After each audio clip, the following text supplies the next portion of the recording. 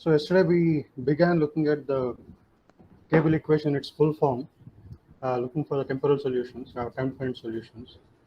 So if you put back the time derivative dou v by dou t, and if we have also transformed the variables to these dimensionless quantities, so we can get rid of the lambda and tau parameters. So we got this final form you can see on this slide in the bottom. So the solution for this is a linear equation, second order PDE. The solution for this in response to an impulse, that is, I give an impulse current at x equal to 0 and t equal to 0, which is where I inject is given as I naught into delta x into delta t. I give that kind of a current. How does the voltage vary across the cable all the way to infinity? So the boundary conditions we have assumed is that Vx is it goes to 0 as x goes to infinity in both directions. So then the solution is of this form. Psi naught Rm by 2 lambda, in the denominator you have 2 lambda root pi t. Then this whole thing times e power minus x square by 40 times e power minus t. So like I was saying yesterday, if you compare this with the diffusion equation, where you don't have this this extra term, this linear term Vm, right? Then the solution will be just up to this first two terms in this product. You won't have e power minus, but because of this extra term Vn, you have this extra term e power minus t in the solution, right? So how do you understand this expression? So let us look at it slightly differently. That is, let us take the log of this expression for voltage, right? Then voltage itself, I can write it if I factor out all these constant terms, I naught Rm by 2 pi root pi, and just wrap them all into a constant called k. Then only the variables show up like this: 1 by root t times e power minus x square by 40 times e power minus t. Now take the log on both sides. You have log k minus half of log t for this second term, then minus x squared by 40 for the third term, and then minus t for the fourth term. And you can see that this minus t is the most dominant term, because others, if you look at v as a function of only t, right? Then t first term is a constant, second term is a function of log t, so it doesn't increase very fast. Right, and the third term is 1 over t, so it actually drops with time. It's the fourth term alone where it's linear in t, so this is the one that's most dominant. So if you plot the log v as a function of t, it looks like this. So it will. So actually, you can even find out the maximum, because this term increases with t, meaning it's negative, but this term decreases with t. The last term also increases with t in terms of magnitude. So if you plot the peak, you'll have a peak value. It will go to a peak for some temperature, some finite temperature. So therefore, it will rise from. So it looks something like this. So here I am drawing Vx as a function of t. So it will rise from a small value and then go to a peak and then again asymptotically approach 0. Right. Only problem, special case is when x equal to 0. So here I am drawing Vx as a function of time for various values of x. Keep x constant because it has two variables, right? So keep x constant and plot v versus t. It look like this. The same thing now I'm plotting log v versus t, because when you take a log, the expressions look much simpler, right? It's just sum of three terms, and you see that for long times, that is for when t is large, it's the last term alone that is most significant. So that you can see in this plot, because for long times, you see that this curve simply approaches this straight line, which is minus t, which corresponds to the minus t term. So now, similarly, if you draw v as a function of x, it's actually even simpler. So you keep t constant. So for various constant values of time, plot v as a function of x, and it simply looks like a Gaussian, because there's only one term which is a function of x, that is e power minus x squared by 40. if for a t constant, this is just a Gaussian, and you can see that t determines the spread of the Gaussian, the standard deviation of the Gaussian. So therefore, it is like it's like a Gaussian which spreads right with time. Right, it just flattens out with time, and e power minus t is just a factor because we take t as a constant. So the Gaussian amplitude reduces and drops with increasing time. And this also we have seen if you plot v as a function of t, that is instead of log v, if you just take v and plot it as a function of t, the plots will look like this. Right, start for x equal to 0, it will blow up because you have this indeterminate form. Okay, so it will go to a positive high value. But otherwise, for any non-zero x, it will start from 0 and go to a peak and drop. And you can also see that the point where it goes to the peak, that slowly migrates towards the right. So plotted for various values of x, the point where it reaches the peak moves toward, that is it. That happens later and later with time. So that means what that means is, suppose I take a cable like this. I'm injecting a current. I'm squirting a small amount of charge here at x equal to the position x equal to 0. Then there are two spectators, right, standing one at x1, one at x2, and they are observing what is the voltage change here. So the current injected at this point will induce some voltage locally, and as you can imagine, that since the current is induced here, if I measure voltage right here at the point of injection, you will see a high, like a large wave of voltage before it drops to 0, because current is given for a infinitesimal time. So voltage rises quickly and falls quickly at that point. Now current also flows through the cable, but leaks all along the way. So therefore, if I measure voltage at some far off point, let's say x1, there will be now a peak and a drop, but that peak amplitude will be lesser than what you will find at this point, at the point of injection. So that's easy to measure. So by the same law, and then after a long time, the voltage will go to 0, because everywhere the charge simply leaks out of the cable, and after a long time, there's no voltage anywhere. Voltage is 0 everywhere. Therefore, if you take even a longer distance like x2, because x2 is greater than x1, again you will have a similar phenomenon. There's a wave, right? And the wave amplitude is even lesser in x2. So think of it like this. Imagine I have a pipe. It's a leaky pipe, right, which has holes all along the way. And I take a mug of water and pour it into the pipe here at this point.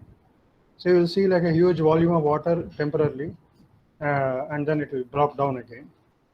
And then water keeps flowing through the pipe, but as it flows, it leaks all along the pipe. So the wave of water at x1 will be slightly lesser than what it is at x0, x equal to 0. Right, and then there is more leakage from x1 to x2 also. So therefore, if you are measuring it at x2, the wave of water, right, is the volume of water, right, is even smaller, and it comes back to 0. So you can intuitively understand what's happening like that.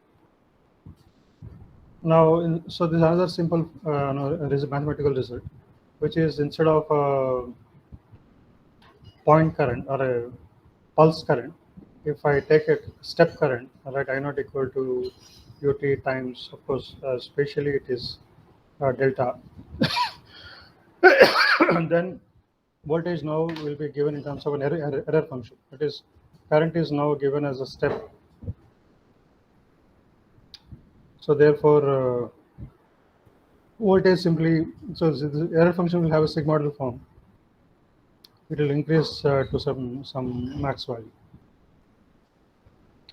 So now we want to derive an interesting result, right? So like we have seen that in case of lossy cables, because the cable equation describes the voltage variation in a lossy cable, right? Because you just have, if you look at the cable equation, you just have a bunch of resistors in series, and in parallel you have resistor capacitor combination. So it is lossy. If I inject some current somewhere, you won't see a nice propagating wave because of the losses.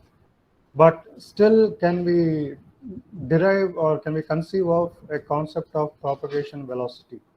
even for a lossy cable.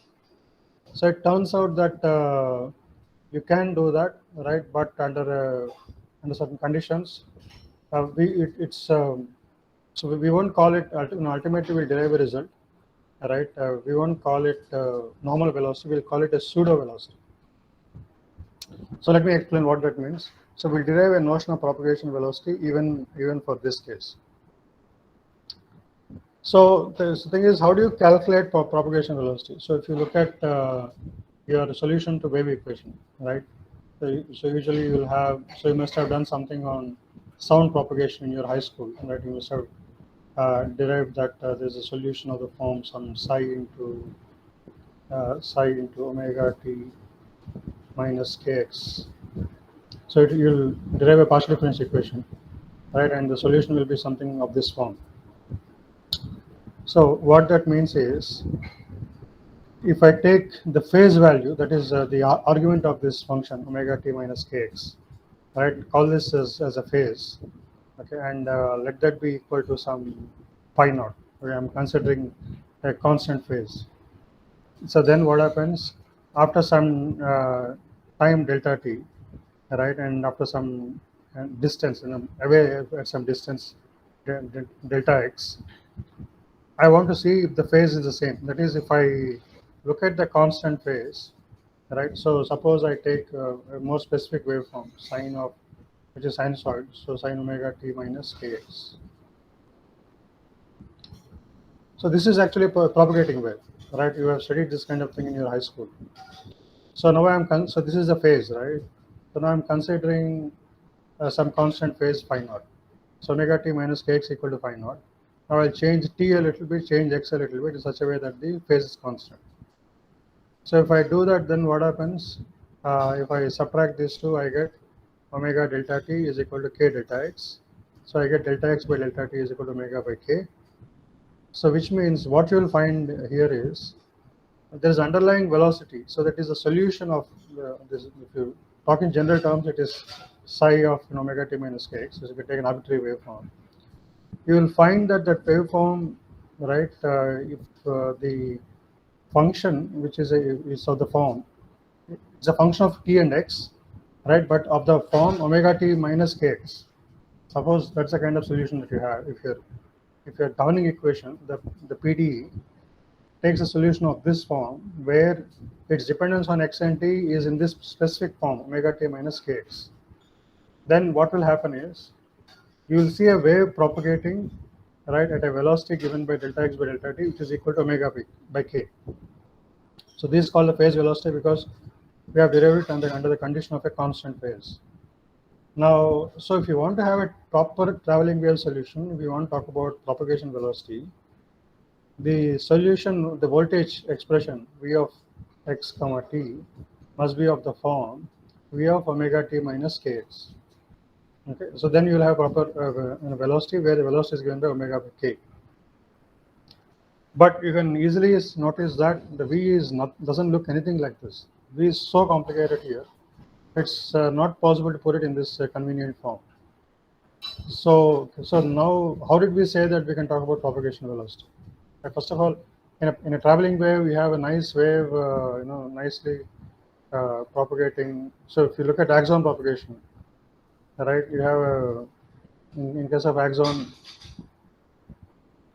propagation, you have a nice action potential which marches along without losing amplitude and all that. Whereas in case of dendrite, we have seen it doesn't happen like that. It starts very high and then. So how can we even talk about the propagation velocity? So let us ask some fundamental questions. Under what conditions can we meaningfully talk about a propagation velocity? So let us say there is some wave, right? So some wave of some arbitrary shape. If I can answer these two questions, that is, where is it at time t1? So at time t1, the wave is somewhere, okay, and I'm able to determine that position, and let me call that x1. Now at time t2, I ask a question, where is the wave? Right, so it's actually a pretty tricky question. It's not that simple, right? Because wave can change shape with time. So how do you answer the question? because wave is not a point, right? Wave is a whole function of time, time and space. So how do you ask the question? How do you answer the question? Where is it at a given time? Suppose I'm able to answer that question meaningfully and say that at a given time t1 it is at position x1. Similarly, I'm able to answer at a given time t2 it's at position x2. Then, if you want to answer what is the velocity of propagation, I just say x2 minus x1 by t2 minus t. So that's a meaningful result.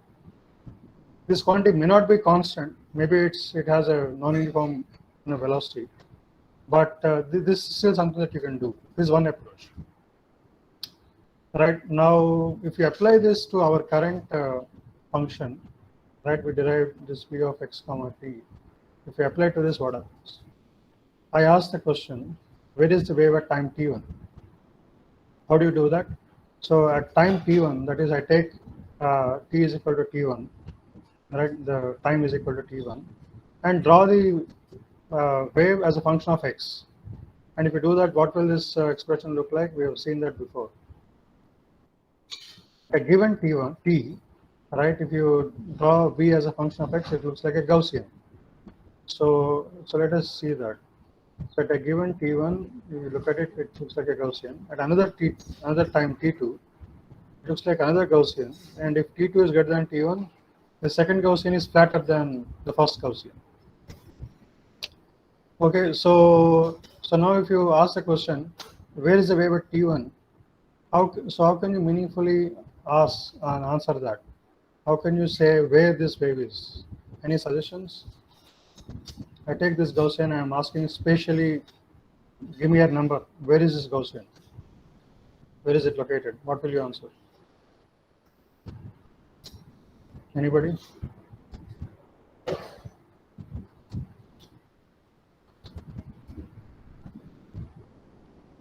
Anyone at all, please? The center of the Gaussian? Yeah, correct. Very good.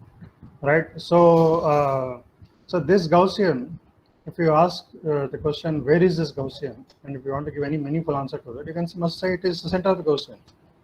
And what is the center of the Gaussian? It is origin, x equal to 0. Right. So this point is 0. Fine. So at t1 it is at 0, x equal to 0. Then what about t2? At t2 again, the Gaussian is still centered. So all that is happening with time is this Gaussian is not moving spatially. It's only sitting there and expanding and widening.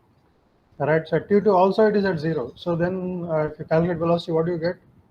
Nothing. It looks like it has 0 velocity.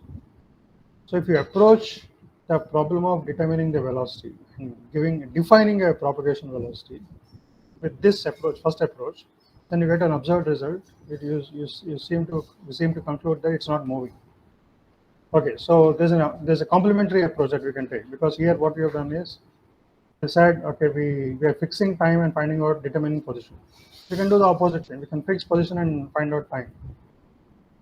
How do you do that? What will the question become now? We ask, when is it at x1?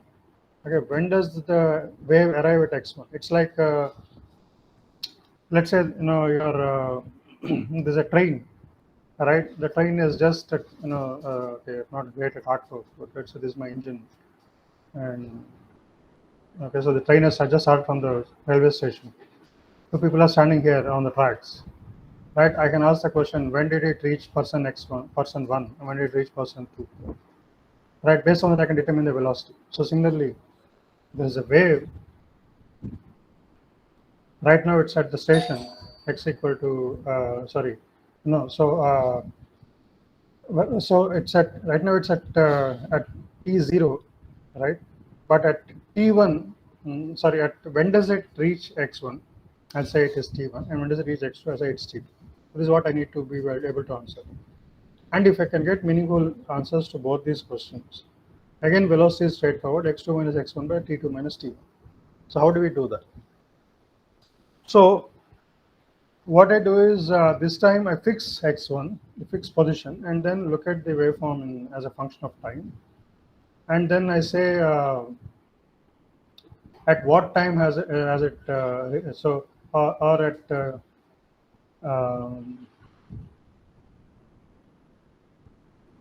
right? When has it reached x1? So I take the function of voltage as a function of time at various values of x1, right? And so this is the voltage waveform when it is at x1. This is voltage waveform at x2, because you see that the typical waveform shape is it goes to a peak and then drops to zero asymptotically. So at what time has it reached x1? So how do you answer that?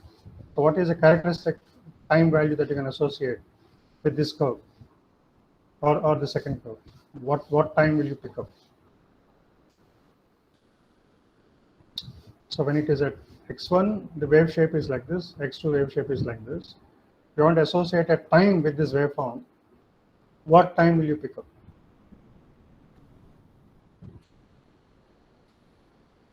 Any ideas? Tau. No, sorry. No, tau is a constant. It's not a property of this function, right? So this function is changing with time and space. At x1, this function looks like this. At x2, this function looks like this. I want to know at x1, what time can you say the voltage has taken this shape? Sir, What is like the when characteristic velocity time? is zero, Sorry? change in velocity is zero. Change in velocity is zero. Like it will give the peak of the. Peak value, yeah. So at time where voltage is maximum, right? So thing is I want to associate one time value to the entire waveform. A meaningful possible option for that is take the t peak value. So this is so I take the waveform at x equal to x1, then calculate the t peak for that voltage, which is a function of time, and then answer the question. So at x1, this is the corresponding t is t peak 1. At x2, I take t peak 2, and then calculate velocity. It turns out that you can do the math. You can take this expression, this full expression with 1 over root t times e power minus x square by 4 t times e power minus. You can take the whole expression, calculate t peak, and do this math. You will find that you get a very complicated expression, and there's no simple answer that you will get. So what we are seeking is some notion of a propagation velocity, where you will find that this expression that you calculate is a constant. Okay, if you take t peak, it doesn't give you a constant. Okay, so then what other possibilities are there? One more possibility that time which you can associate with this whole waveform is a t centroid. Right, take the centroid of this whole waveform. That centroid will have a time value, and of course also a voltage value, but we don't interest in the voltage value. If we take the time value, we'll call that the t centroid. So that will be, in this case, if this is a centroid, so this point, okay, so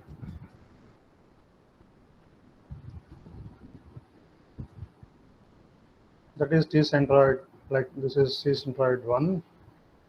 And for the second one, let us say t centroid is somewhere here.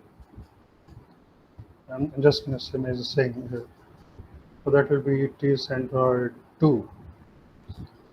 So if I take such a value, then I can define, so I'm just stating without proof. If you take t peak, you won't get any clean expression. So forget about it. The t peak is too complicated. If you take t centroid, you'll get an expression like this. It turns out that this expression becomes a constant, which is very weird. That is the properties of the expression that we got for v of x comma t is such that if you compute this expression, you get a constant, which is quite surprising. Okay, how do you calculate the centroid? So if I have some general function h of x and t, right? I want to calculate, so I want to take it as a function of time for a given x. Then I want to calculate centroid of this. What do we do? So integral minus infinity to infinity t times h of x comma t dt, right? And by again integral h of x comma t dt. That is centroid. So this will in fact do it from 0 to infinity. because in our case the time starts from 0, not from infinity, minus infinity. So now we'll define a few terms. So this is a kind of a calculation we will do to find out the time.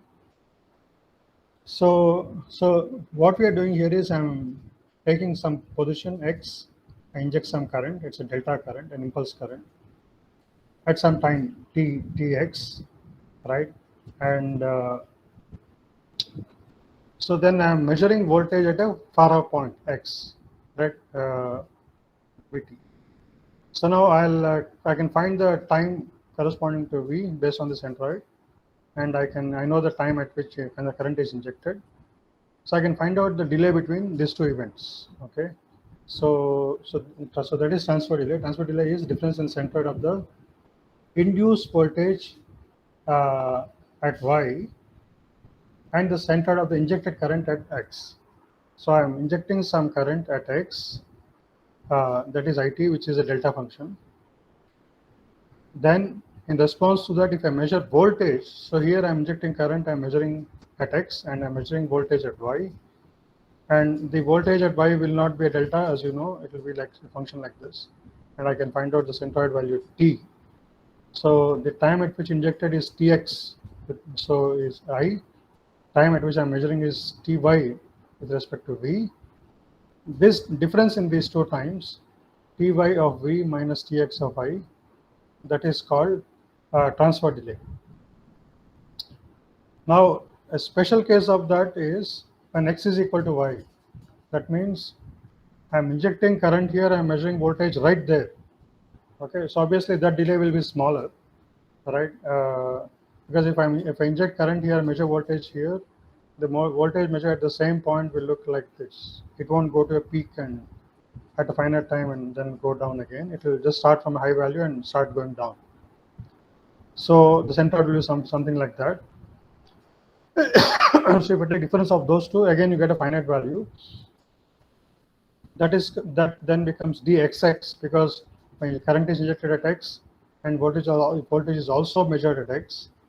So that is called dx, denoted by dxx, and that is tx of v minus tx of I. Okay. Now it's a symmetric relation in the sense which is also quite obvious. If I measure current at x and measure voltage at y, I get a transfer delay. Contrarily, if I inject current at y and measure voltage at x, again I get the same delay, which is obvious because of symmetry. I mean the cable is an infinite cable, so whether you inject here and measure here or vice versa, it doesn't matter. It only depends on the distance between these two. So that's what this symmetry relation says. Pxy is equal to dyx. Now let us look at some special cases. First, let us assume that let us not take an infinite cable, right? I mean, let us take a cable where axial resistance is 0. So that means voltage is same everywhere. Okay, so or think of it as a small patch of cable. Either way, it's okay. Like we made that point neuron assumption or isopotential assumption. Both are the same. All right. So if you do that, then your whole cable reduces to just this, because all the resistances become 0. So all these fellows come in parallel, right? And so therefore you just have one branch like this. So this is very easy to compute, because if I inject some delta current into this circuit, if I calculate the voltage response to that, it will simply, you get an exponential like this. And if I calculate the centroid of this exponential, tau m, you get, it turns out to be Rm times Cm. You know the Rm Cm properties of the cable, right? So therefore the transfer delay, so here it is, there's no space, right? So if I inject some delta current here and measure the voltage right there, and if I assume isopotential condition, then the dxx is a very simple expression, just tau m itself. So what I want to show is, if you define the propagation velocity or actually propagation delay in terms of centroid, you start seeing very simple expressions. If you do that using T peak, you will get very complicated expressions. There's some magic about this centroid expression. So people have found that very early on, when they were studying the solutions of the cable equation. Now, so the simplest case we have seen just now, which is isopotential condition. Now let us actually take a proper cable, whether it's a semi-infinite cable or a finite cable. No, sorry, or an infinite cable. So here again, now I inject current somewhere and I measure voltage somewhere else, right? And so for starters, I inject current here and measure voltage right there. And I do the same thing. And if I analyze that complicated solution, in v of x comma t, then it turns out that dxs is equal to tau m by 2. So if I have isopotential assumption, I get dxs of tau m itself. But if I assume an infinite cable or a semi-infinite cable and calculate dxx, I get tau m by 2. So now let us take the more general case. I take an infinite cable, inject current, a pulse current at x, and measure the voltage at y. Then my dxy turns out to be this very simple expression, right? 1 plus mod of x minus y, because it doesn't matter which is higher. What matters is only the distance between the 2 points, right? So mod of x minus y by lambda, the space constant. This whole thing times tau m by 2. Now dxx, that is, if I am sitting here and look at the delay in the voltage response right there at the same point x, the delay is tau m by 2. So if I want to calculate the propagation velocity, what I should consider is I should take the voltage wave at x, find out its time, right? It's like I'm asking when has it reached x. That means what is the corresponding txv. Then I should take voltage wave at y, and I ask the question when has it reached y, and in answer to that I guess I get ty of v. Then I take the difference between these two time points, time values, right? And I can apply it and calculate the voltage. So that delay is called propagation delay, where you look at the difference between centroids of the voltage at x and y. So that is ty of v and dx of v. If you take the difference, that is same as dxy minus dxx. So dxy is this, dxx is this. If you take the difference, you get that pxy, the propagation delay, is nothing but mod of x minus y by lambda times tau m by 2. So now if I calculate the velocity, which is nothing but distance by delay. So distance is mod x minus y, delay is pxy, right? This propagation delay. You get a beautiful expression, 2 lambda by tau m. You get a constant. So what is so beautiful about this is, although the wave is so weird in shape, so it's like that, and then with if you measure this waveform at further and further away, right, points, it will. So normally, if there's a real propagation, it should move like this. Sorry, so no spreading. So it should move like that. Right? Then you call it a propagating wave. But if I measure the wave at, so this is a proper propagating wave.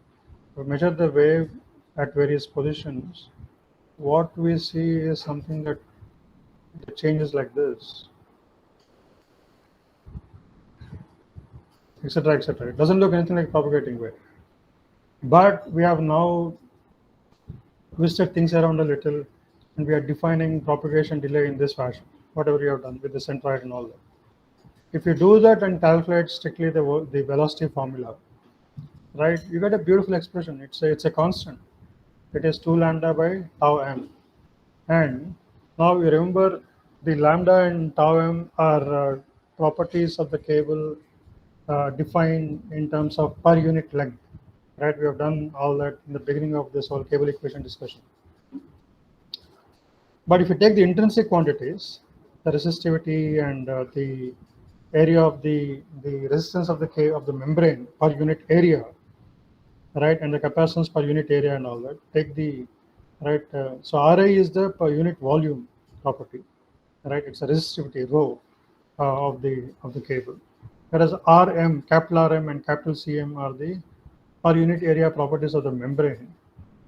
If you rewrite this expression in terms of the original parameters, Then diameter comes into picture. All right, we have seen that in the beginning. So now this expression I can write as, okay, so some constant times square root of d, okay, because there's a power of half here. So what that means is this velocity of propagation is proportional to square root of diameter. Okay. So that's a very profound result, right? And so that means if I want to increase the velocity of propagation, then I need to get thicker and thicker cables.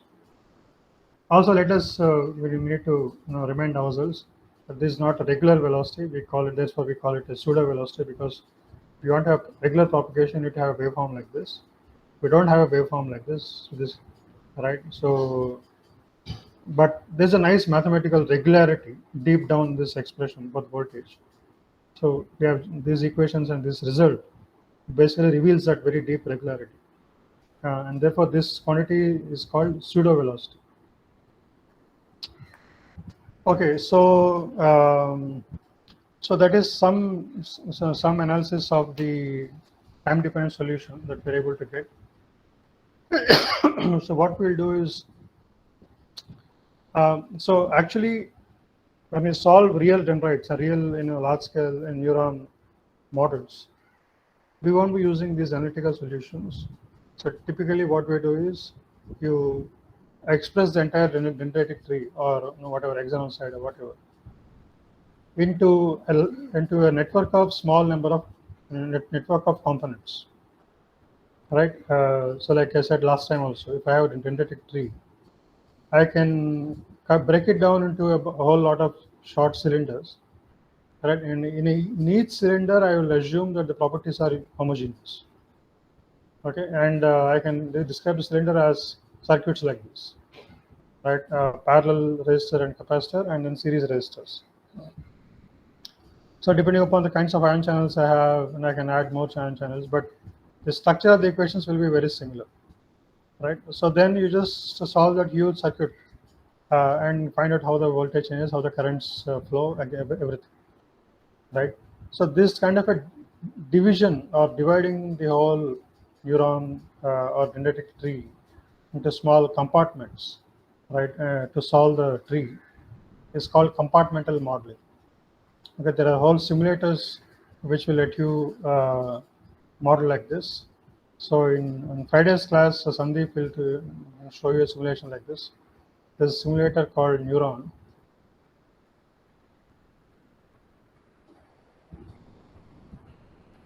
Okay, with which you can do this kind of compartmental modeling. And you can model different types of neurons and different types of dendritic trees with different geometries and so on.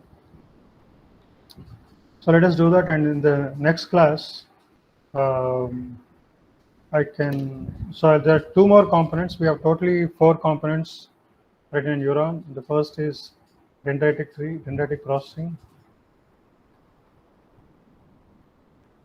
So second is so AP generation,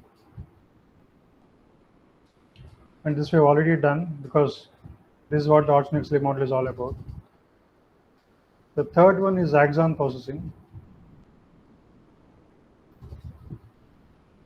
right, and the fourth one is neurotransmission.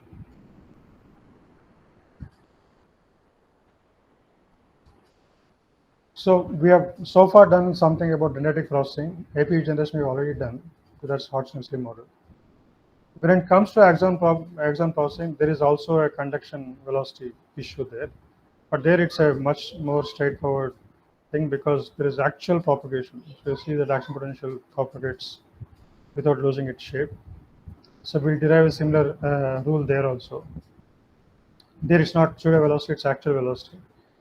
And it turns out that there also the propagation velocity is proportional to square root of diameter, right? So that means if you want to increase velocity in a cable, if you want to design faster nerves that can carry information faster, right? You'll have to just have thicker cables, and that's a problem because I used to discuss it in my other course. Because if you make your cables thicker, your wiring volume becomes thicker, right? And that's a problem because you have constraints on the volume.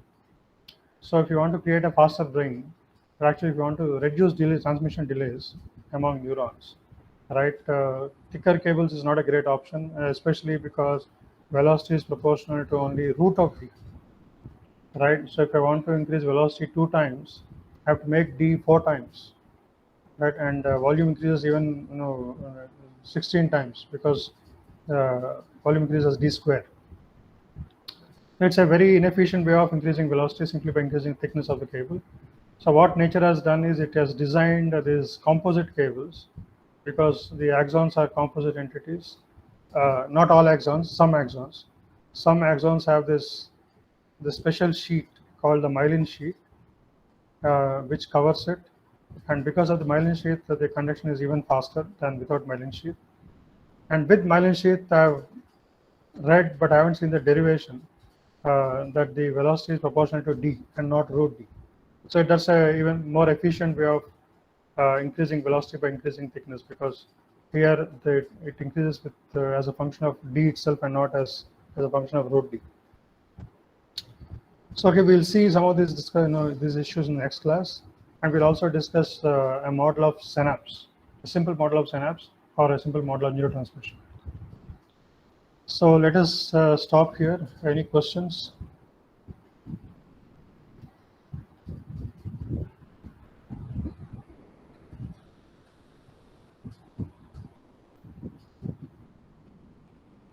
Hello. Okay, if there are no questions, let's meet on Friday.